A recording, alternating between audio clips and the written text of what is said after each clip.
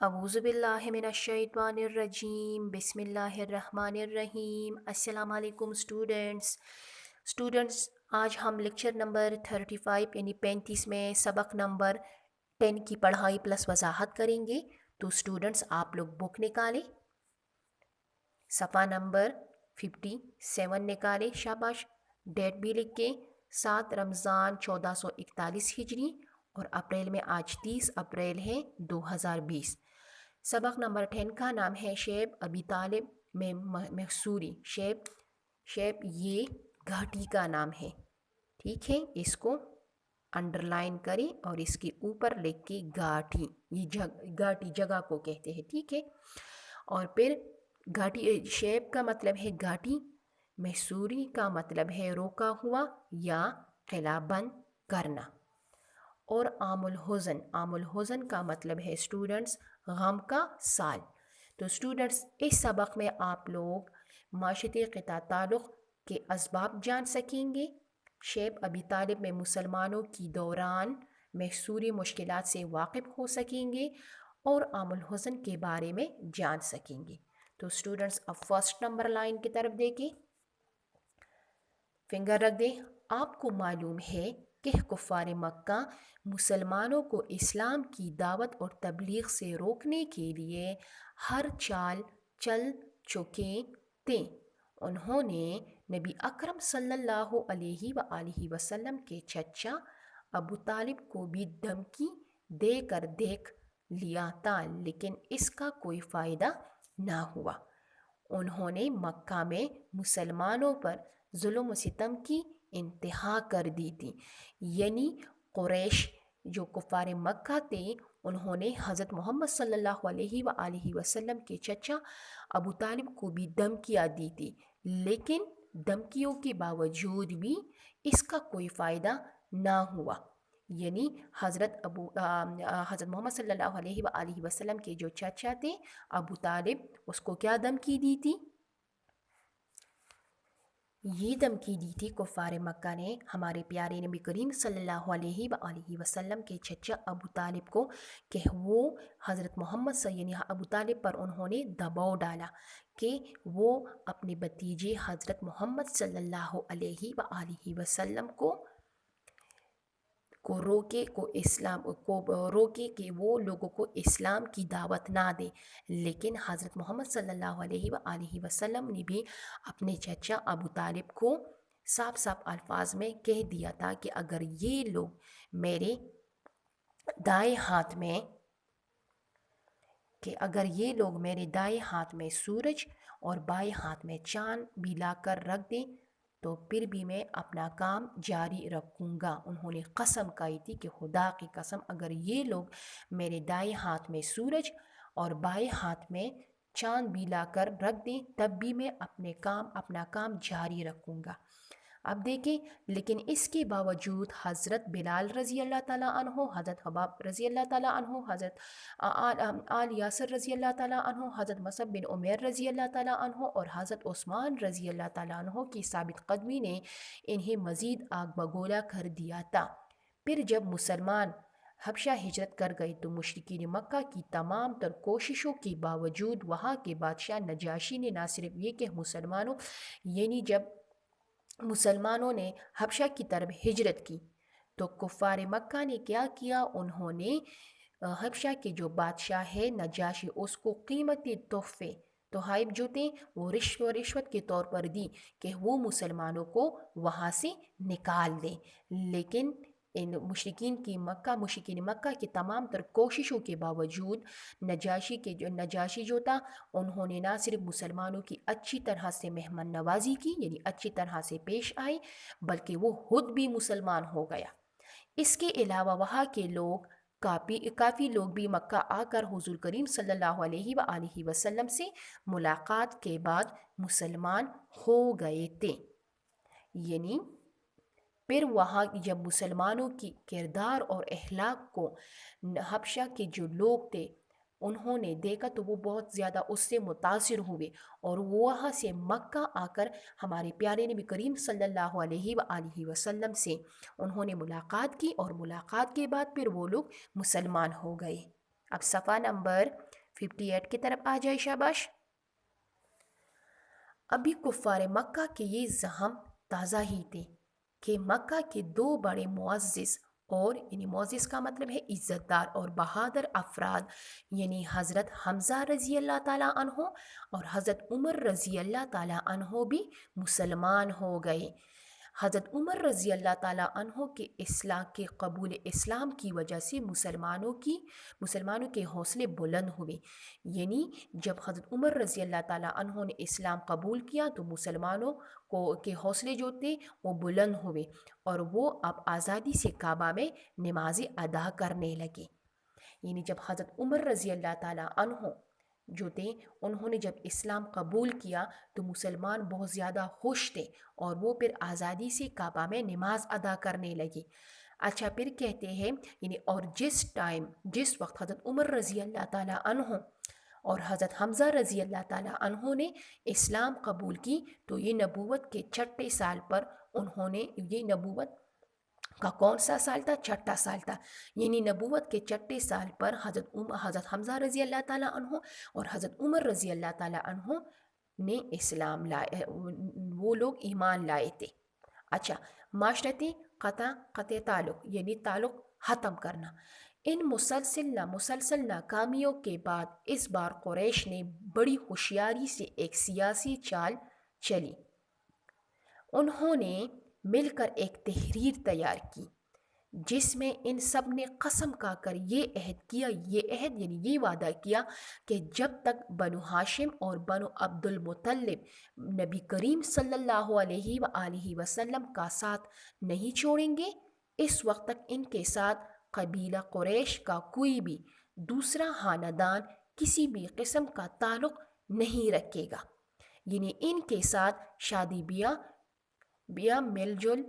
اور خرید و فروخت تک نہ ہو سکے گی۔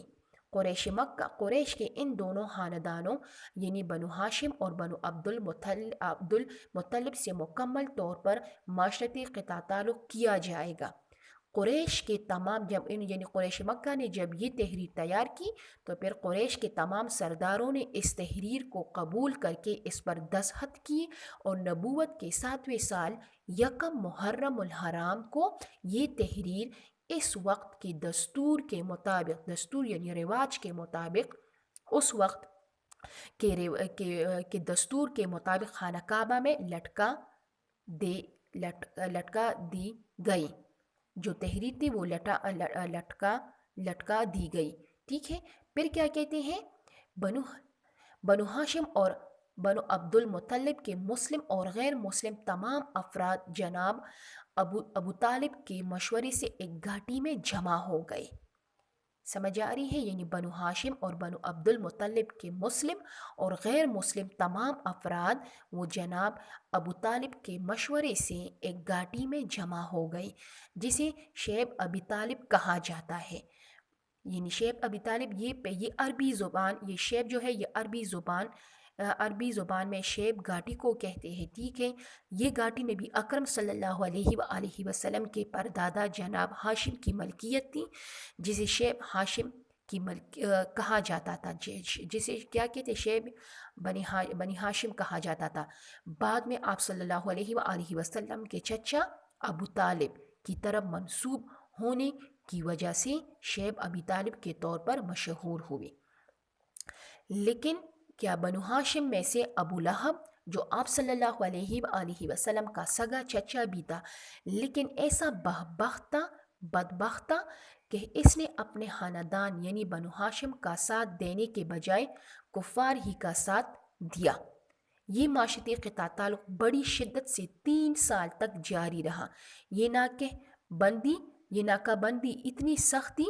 کہ کھانے پینے کی کوئی بھی چیز ان تک نہ پہنچنے دی جاتی۔ یہ لوگ کبھی درختوں کے پتے کھا کر بھوک مٹاتے،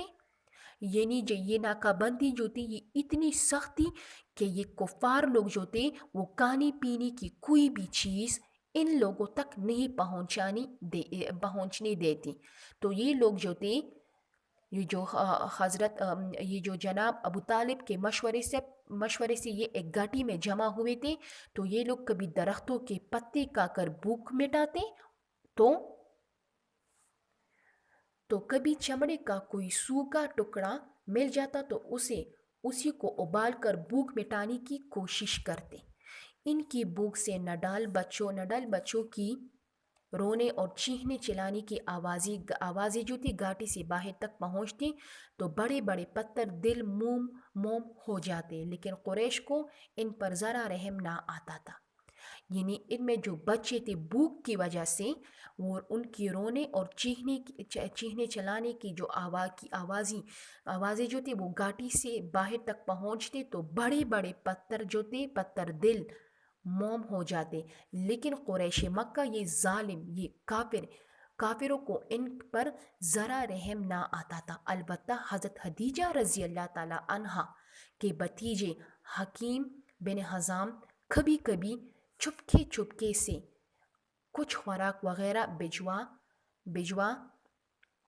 دیا کرتے تھے۔ یعنی حضرت خدیجہ رضی اللہ تعالیٰ عنہ کے جو بھتیجے تھے وہ چپکے سے ان لوگوں کو کبھی کبھار کچھ خوراک وغیرہ کی چیزیں بھجوا دیا کرتے تھے۔ اب دیکھیں یہ ظلم یہ سختی تو ان لوگوں نے برداشت کی، اب اللہ تعالیٰ کی طرف سے غیبی مدد۔ ان مشکل حالات کو 3 سال ہو چکے تھے کہ اللہ تعالیٰ نے نبی صلی اللہ علیہ وآلہ وسلم کو وحی کے ذریعے اطلاع دی کہ بائیکاٹ کی جو تحریر خانہ کعبہ میں لٹکائی گئی تھی اسے دمک چاٹ گئی ہے، ٹھیک ہے، اور اس میں صرف اللہ کا نام باقی بچا ہے۔ یعنی جو تحریر انہوں نے جو کفار مکہ نے خانہ کعبہ میں لٹکا دی گئی تھی اس وقت کی دستور کے مطابق، تو اس میں جو بھی باتیں تھے وہ سارے کے سارے ختم ہو چکے تھے، اس میں صرف اللہ تعالیٰ کا جو نام تھا وہ باقی بچا ہے۔ حضور صلی اللہ علیہ وآلہ وسلم نے یہ بات اپنے چچا جناب ابو طالب کو بتائی۔ جناب ابو طالب حرم شریف پہنچے اور قریش کو یہ بات بتائی اور کہا کہ میرے بھتیجے نے مجھے یہ خبر دی ہے، تم لوگ وہ تحریر منگوا کر دیکھو، اگر یہ بات سچی ہے تو یہ بائیکاٹ ختم کرو، اگر وہ تحریر باقی ہے تو میں اپنے بھتیجے کو تمہارے حوالے کر دوں گا۔ یہ بات حضرت محمد صلی اللہ علیہ وآلہ وسلم کے جو چچا تھے ابو طالب، انہوں نے قریش مکہ سے یہ بات کی کہ آپ لوگ وہ تحریر منگوائے اور اسے دیکھو کہ اگر یہ بات سچی ہے، کون سی بات کہ اس تحریر میں صرف اللہ تعالیٰ کا جو نام تھا وہ باقی بچا ہے۔ قریش نے وہ تحریر منگوائی تو نبی صلی اللہ علیہ وآلہ وسلم کی اطلاع ہر بہر درست ثابت ہوئی۔ اس طرح قریش کو شعیب ابی طالب کا یہ محاصرہ اور قطع تعلق ختم کرنا پڑا، اور بنو ہاشم اور بنو عبد المطلب 3 سال کی شدید مشقتوں کے بعد اپنے گھروں کو واپس آ گئے۔ یعنی 3 سال تک بنو ہاشم اور بنو عبد المطلب 3 سال کی شدید مشکلات اور ظلم کا سامنا انہوں نے کیا۔ یعنی گھاٹی میں جتنے بھی لوگ تھے، یعنی بنو ہاشم اور بنو عبد المطلب، وہ لوگ حضرت ابو طالب کے مشورے پر وہ لوگ ایک گھاٹی میں جمع ہوئے تھے، اس میں غیر مسلم بھی تھے اور مسلم بھی تھے۔ یہ کافر جو تھے ان لوگوں تک کھانے پینے کی کوئی بھی چیز ان تک پہنچانے نہیں دیتی تھی۔ اسی دوران حضرت خدیجہ رضی اللہ تعالیٰ عنہ کے جو بھتیجے تھے وہ کبھی کبھار کافروں سے چپکے ان لوگوں کو کچھ خوراک وغیرہ کی چیزیں بھجوا دیا کرتے تھے، لیکن جب اللہ تعالیٰ نے غیبی مدد کی ان لوگوں کی وحی کے طور پر، ہمارے پیارے نبی کریم وحی کے ذریعے ہمارے پیارے نبی کریم صلی اللہ علیہ وآلہ وسلم کو اطلاع دی کہ یہ بائیکاٹ کی جو تحریر کعبہ میں لٹکائی گئی تھی اس میں صرف اللہ تعالیٰ کا نام باقی بچا ہے۔ جب یہ بات حضرت محمد صلی اللہ علیہ وآلہ وسلم نے اپنے چچا ابو طالب سے کہی تو ابو طالب نے قریش سے کہا کہ آپ لوگ وہ تحریر منگوا کر دیکھو، اگر یہ بات جو تھی یہ سچ ثابت ہوئی تو کیا ہوگا، تو یہ بائیکاٹ ختم کرو، اور اگر وہ تحریر باقی ہے تو پھر وہ کیا پھر وہ اپنے بھتیجے کو تمہارے حوالے کر دیں گے۔ جب قریش مکہ نے وہ تحریر منگوائی تو نبی کریم صلی اللہ علیہ وآلہ وسلم کی جو اطلاع تھی وہ ہر بہر درست ثابت ہوئی۔ تو پھر اس کے بعد یہ قطع تعلق ختم کرنا پڑا قریش مکہ کو، اور بنو ہاشم اور بنو عبد المطلب کو 3 سال کی شدید مشقتوں کے بعد اپنے گھروں کو واپس آ گئے۔ عام الحزن یعنی غم کا سال۔ شیب ابی طالب کی محصوری ختم ہونے کے صرف 6 ماہ بعد حضور صلی اللہ علیہ وآلہ وسلم کے شفیق اور مہربان چچا جناب ابو طالب کا انتقال ہو گیا۔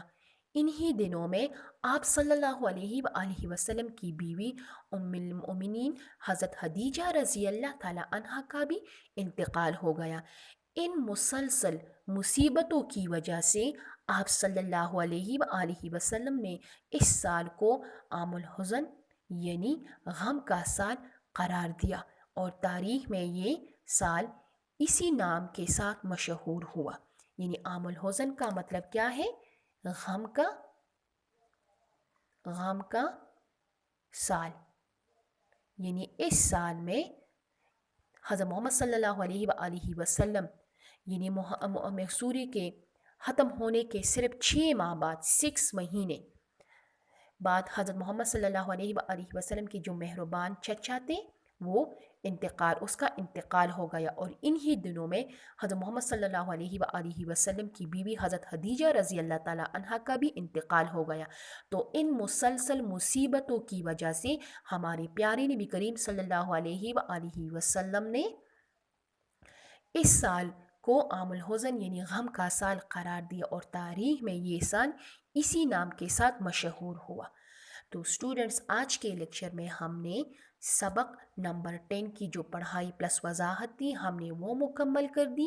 انشاءاللہ پھر نیکسٹ لیکچر میں ہم سبق نمبر 10 میں جو مختصر سوالات ہیں اور مفصل سوالات ہیں اس کے جوابات لکھیں گے۔ تو اسٹوڈنٹس، آج کے لیے اتنا کام کافی ہے۔